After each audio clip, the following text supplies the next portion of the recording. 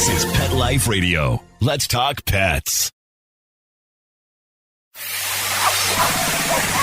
It's All Behave with Arden Moore, the show that teaches you how to have harmony in the household with your pets. Join Arden as she travels coast to coast to help millions better understand why cats and dogs do what they do. Get the latest scoop on famous faces, their perfectly pampered pets, and who's walking who in Rin Tin Tinseltown. From famous pet experts and best-selling authors to television and movie stars, you'll get the latest buzz from wagging tongues and tails. Garner great pet tips and have a doggone fur-flying fun time. So get ready for the pause and applause as we unleash your all-behave host, America's pet edutainer, Arden Moore. Hey, pet pals. Welcome to the O Behave Show on Pet Life Radio. I'm your host, Arden Moore. Now, our special guest is one of the stars, and let's get a good word here, heroes, on the A&E popular show, Hoarders. Now, hoarding is a mental condition. It can and does impact pets who live with people who just can't stop piling things up in their homes. Our special guest is going to talk about that. Please join me right now in giving pause and applause to a very remarkable man, Brandon Bronaugh. Welcome, Brandon. Thank you, Arden, for having me. I'm so pleased to be here. Now, I understand when you're not on camera with the show, Hoarders, you're the CEO of a company called Life Cycle Transitions. Okay, explain a little bit. What is that? Well, Life Cycle Transitions was created in the celebration of the cycle of life. As people get older, as situations change, circumstances change. And we created the company to mirror those changes, both mentally, physically, emotionally, to navigate the pitfalls of trying to figure out how to downsize, how to deal with the emotional baggage that often clutter, let's admit, sort of attributes to.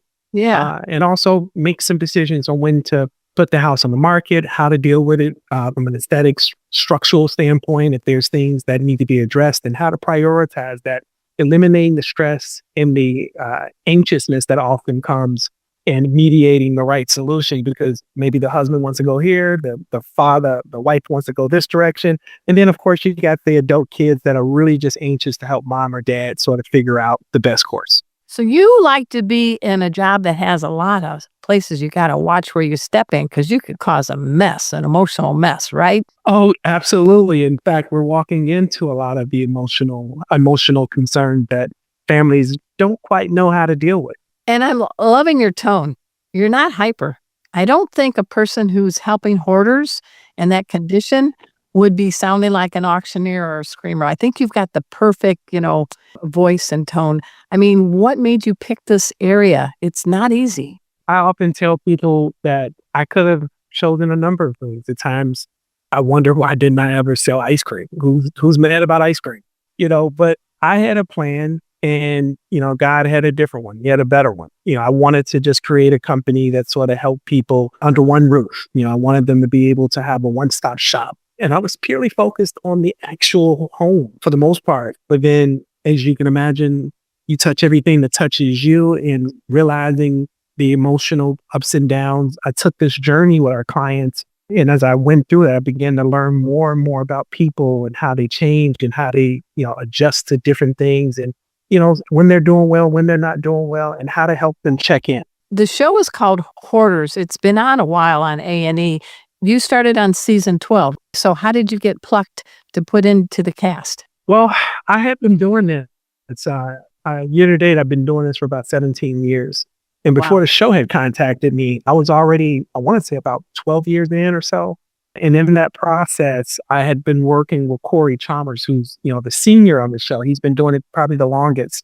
And he and I we would work together, and his directory would, when experts were required in some of the states that he wasn't physically there, he would refer them over to me, and I would handle the client, and he had saw how well had been handled. And when the show was looking for new talent, he said, well, there's this guy that, is really talented, and I've heard a lot of good things because customers have been, saying great things about him. You should give him a shot. And, I came out, I went on my first episode, and It was very nervous, but I got through it. The team, the support, the clients, the family, they embraced me, and ever since then, it's just been a tumultuous, exciting journey ever since then. I think people might be surprised. I want 2 questions. I want you to first define in Brandon's own words, what is a hoarder and why is it a mental condition? Well, a hoarder is a number of different people dealing with a number of different mental and emotional disorders that can perpetuate the hoarding tendencies in different ways. Some people may be at silogomania, some people may suffer from nibblomania traits. A lot of it is derived from some form of trauma, maybe a loss, if you will, losing someone, losing a career, losing a mobility or freedom, if you can. And some of it is a head trauma, a physical trauma, where we've seen situations where people in a car accident or fall, personality entirely changes, and now all of a sudden they go from being a person who was always tactical and strategic to becoming incredibly impulsive in choices and decisions and sporadic, and now as a result of this dramatic change, their physical environment has dramatically changed as well. Do you have any idea are there studies that show like 1 in 30 people are hoarders, 1 in 500? Do you have any kind of statistics? What I know there's degrees of hoarding and types of hoarding, but how prevalent is hoarding in our country? It's very prevalent. And I think it's so prevalent that many of us don't quite know exactly when we're doing it or if we are. I mean, let's face it, in all the 17 years, I would say about 10% of the 7,000 clients that we've transitioned nationwide will ever even self-identify themselves on the initial phone call as a hoarder. Most of the time, I chuckle when they call in and they say, I have a bit of a clutter situation. Oh, they like to be clutterers. Yeah, I'm a bit of a clutter. I'm not like those people on the show. And I'm sitting here listening to them and I'm saying, okay. And maybe they're not. In a lot of cases, they may not have reached that level of extreme. But to identify yourself as a person that's afflicted with this, it's far less common. But the effects of it is indeed far more common. I can go into a person's home and I can tell a lot about them by the way that they stay in the home, how they live in the home, where they place things in the home. And it give me an idea of, a lot of what's going on in their personal lives. I'm not afraid to have you come to my home in Dallas. How's that? I'm not a hoarder. We have pets, but the place is clean. And the best compliment we ever get is, oh, I didn't know you had a couple of cats, because you don't smell a dirty litter box.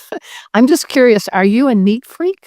You would think because of what I do that certain things would trigger me, but no, I'm not perfect. Oh, come on. Tell me a little sloppy Brandon. I have this chair that's sort of like my toss up. It's when I come in from work and these clothes can't go to the laundry, they need to go to the cleaners. And as you know, you don't get to the cleaners every day.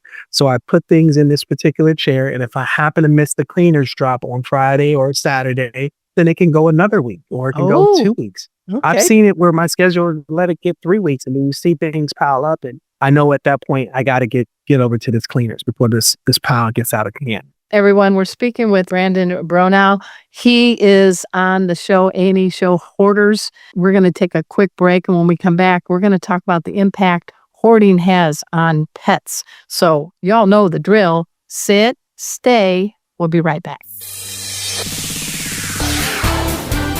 Time for a walk on the red carpet, of course. All Behave will be back in a flash right after these messages. You know the expression, cats have 9 lives. Well, what if you can give them one more? The Give Them 10 movement is on a mission to help give cats an extra life. How? With spay and neuter. Spaying or neutering your cat helps them live a longer, healthier life. And it helps control free-roaming cat populations too. Learn more about the benefits of spay and neuter and meet Scooter, the neutered cat, at givethem10.org. That's givethem10.org. Let's talk pets. Let's talk pets On Pet Life Radio. Pet Life Radio. PetLifeRadio.com. Hey everybody, this is Stephen Whipper reminding you to always listen to Arden Moore on Oh Behave, the best show on Pet Life Radio. We're back from the lot.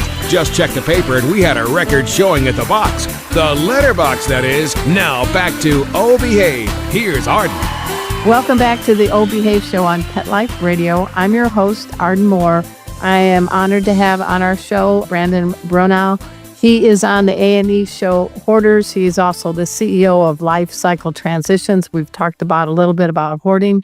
And this is a big deal for all of us who have pets because I have a lot of friends, Brandon, that work in the rescue and shelters, and they get a call. Someone has far too many animals in their home.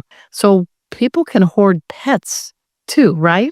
Absolutely. In fact, pet hoarding is the most challenging, the most emotional hoarding out of all the categories. In fact, a lot of companies like ours don't handle them because there's so many different variables involved.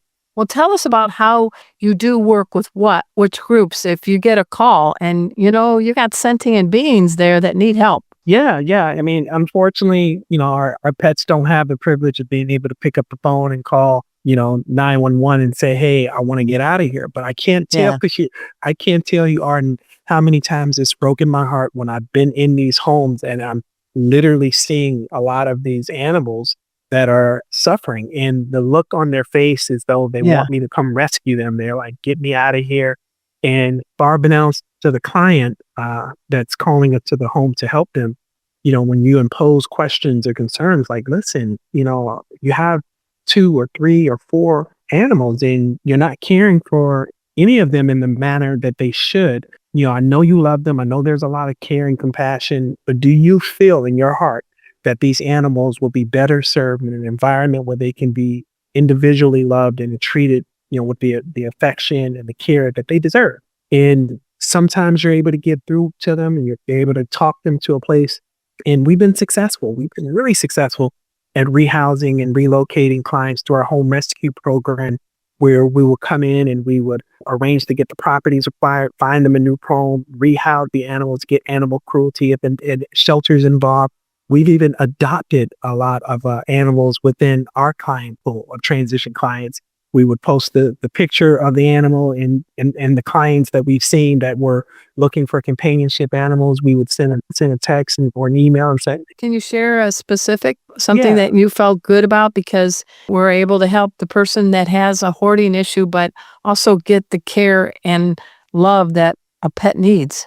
Yeah, I had a situation, unfortunately, with a family where a young man was in his early 20s, in the peak of his life. He unfortunately overdosed. In the wake of that, we transitioned the condo onto the market so that the family can, do what they need to do with the property. And the cat that was in the home that he was caring for, we actually had one of our clients adopt the animal. And the family was so excited and so ecstatic because, they know how much this cat meant to their son. So we were able to show pictures and updates for many years, at least 4 years, that cat lived a really good life with this particular client. But unfortunately, he passed away about 3 years ago. Mm-hmm. But it meant a lot to Life Cycle for us to be able to do that. And we've done that, I want to say about 3 or 4 times with various transitions, not always clients that we were able to use, but sometimes we were able to transition them into rescues. And where are you based? And is this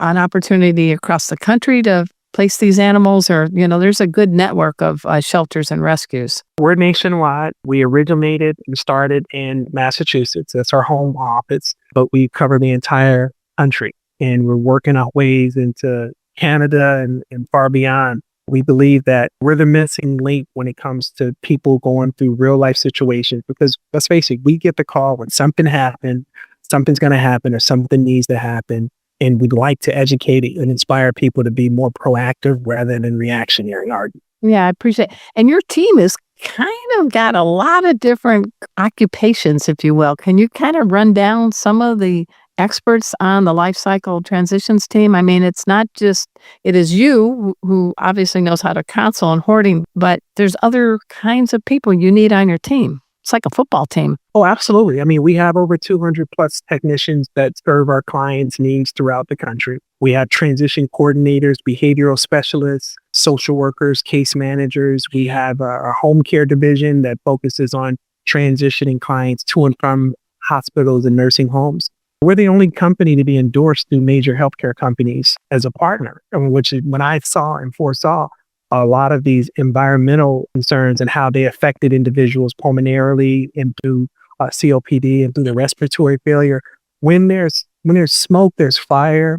And when there's often hoarding, unfortunately, there's mold. And a lot of these clients, especially with the dogs, they don't understand the environmental conditions and concerns that cat urine, can do to you if those litter boxes and things aren't done. No, so let's get into poop and pee for 200, Brandon. Seriously, this is serious because if they're not cleaning up after their pets and the pet isn't getting to go outside the dog and the house reeks of smell and stain, tell us what the medical issue is for both the person and the dog or the cat. Well, we just recently rescued a client in Houston who contacted us and said, hey, listen, I'm in trouble. She was young, early 30s. And she had acknowledged the fact that she had been in the home that she just recently bought maybe 3-4 years ago. And she said, I want to leave. I want to go. And this is the part, Arden, that we don't talk about. There are a lot of clients that want to leave, know that the situation has reached the point of no return and it's untenable and it's unhealthy, but they stay. And unfortunately, they suffer too because they can't find a place to get the dog and the animal. So in her case, she wanted to leave the home, but her biggest concern, Arden, was what am I going to do with my pets? I can't leave them. And their fear is that the animals are going to unfortunately be put down. So, our job, your job is to educate them and to inform them that just because you get your animal rehoused or there's a rescue agency involved, these animals are not always, in most cases, ever going to be put down because you can't care for them. And in her case, she had 8 pets. 6 of them were cats, 2 dogs, and the animals had, unfortunately, defecated. There's fecal matter all over the floor. There was urine all over the place. That had to be pungent, eye burning. It was incredibly, and literally the smell, the aroma, the acidity, the ammonia that comes from the situations was permeating a block, almost a half a block, 4 or 5 houses before we got to her house. As we got closer to her home, Are you kidding? The neighbors were directing us to the house that we were going to. You didn't need a bloodhound to find the scent. It was right there. It was right there. And first thing we did is obviously we wanted to open the doors so that the place can ventilate because we were smelling it with the doors, the windows, and everything shut. That's how bad the situation was. So what it does is it affects the respiratory system. You got nausea, you got disorientation, vomiting. You're suffocating yourself. I mean, you're putting yourself in such grave condition. It's unimaginable that people don't feel these symptoms, but over a period of time, they become somewhat immune to these elements. So in her case, we had to literally take down the entire floor all the way to the subfloor. Oh, yeah. It's a massive undertaking when people don't care for their pets and it gets to this point. So people tune into our show, Brandon. We have a zillion that do, and we've been on the air since I think 2006 or 7. We're the longest running pet podcast on the planet. So they're not all my relatives tuning in right now, Brandon. How can people help this situation? Where can they go, Lynn? Because people have different talents. Some people have fat wallets. Some people have time on their hands. Some people have, skills. How can people help out what you all are doing? Well, I mean, for one, you can lend your voice. If you know someone or have someone that has experienced certain situations, go on to programs and platforms like yours to share those positive stories, acts as a conduit for encouragement. And especially in hoarding situations, I've noticed the more we talk about these things, the more we have these candid conversations, the better we are basically extinguishing the shame and the embarrassment that goes into it. Yeah, that's important. It is a condition. It isn't. I know some people that have a lot of stuff in their homes and they say, well, it was from my mom.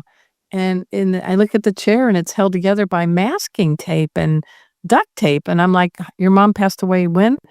Well, she passed away 45 years ago, but I can't get rid of the chair. So it is an emotional attachment in some cases, right? Oh, absolutely. And when you think about the pets and you think about people that hold them, they're not objects. These pets all have personalities, identities. And so it's easy for these individuals that suffer from hoarding to have such a strong connection and a bond. The key to breaking those bad habits is to really bring home to them the importance of making sure that if you love them, that we have to learn how to love them in the right way. So if you suspect a neighbor or a friend who has pets is hoarding and it's going to impact the health of them all, what's the first step they should do? First thing they should do, communicate with the person in question. I don't recommend having the town or the city just sort of show up at these people's doors without giving them proper notice of being able to fix the situation. Then give them a little bit of time to address the situation. And if they don't address it in time, if you're living in an apartment, then it's probably important that you let the man have these bylaws if you're a condo owner. But if you have a situation where you have a family member involved, life cycle transitions will be a great starting point. Okay. Because we focus on the actual transition of getting the home to a situation where it's sustainable. Because in some of these cases, they can handle the 2 or maybe 1 or 2 or 3 pets if the environment is conducive for the animal to live and move and about freely. So if we can address that, we'll give them a chance to our transition care plan, which is a slower, more long-term approach after 17 years of realizing that some clients can't go in and do a hoarding project in 5 or 7 days. But you know what? They can do a hoarding project 1 time a week over 7 or 8 weeks. And that's with the transition care plan. I saw an episode with a gal named Angel, and you and your team were very gentle with her because this was hard for her. And so it's like, maybe 2 steps forward, 1 step back kind of, right? Yeah, we're the only company that we do our intake forms, a large percentage of them with our behavior specialist. So instead of just having a cleaning or a junk removal company person come in to do your evaluation, we've created our transition evaluation assessment to have case managers, social workers go out and meet with the client so that we can get that one-on-one connection. What if you could have a trait dogs have that we don't? What would be something you wish you could? What's your inner dog trait, Brandon? I would like to sniff out more hoarding opportunities to help more people. Oh my gosh, I didn't expect that. Okay, all right. Got a little bloodhound in your nose wish, right? Yeah, a little bit of that. All right. Hey, everybody. We've been speaking with Brandon Bronaugh. He is the CEO of Life Cycles Transition. And of course, he's on the A&E show Hoarders. I want you to check out that show. Brandon, I really salute you for what you're doing to help people and pets that need help and they can't speak. Thank you. I appreciate the opportunity to be here. And I really do commend you for all the work you guys do as well. Behave. All right, we got some people listening, so hopefully you get some help coming your way. At this time, I also want to give a shout out to my producer, Mark Winter. He is the executive producer of Pet Life Radio. It is the largest pet radio network on the planet. And he's not a clutterer. He's not a hoarder. He's just a nice guy. And everybody got some big news. When I'm not behind the mic, I am a master certified pet first aid and CPR instructor. I do it with my real dog, Kona, my real cat, Casey. Everything is veterinary approved. Please check out Pet First Aid for You because we offer 3 ways for you to learn how to help a pet: in-person, interactive Zoom, and self-paced courses. So please check that out if you would. And until next time, this is your flea-free host, Arden Moore, delivering just 2 words to all you 2, 3, and 4-leggers out there. Behave. Coast to coast and around the world, it's Behave with Arden Moore. Find out why cats and dogs do the things they do and get the latest buzz from wagging tongues and tails in Rin Tin Tinseltown. From famous pet experts and best-selling authors to television and movie stars, you'll get great tail-wagging pet tips and have a fur-flying fun time. Behave with America's pet edutainer, Arden Moore. Every week on demand, only on PetLifeRadio.com.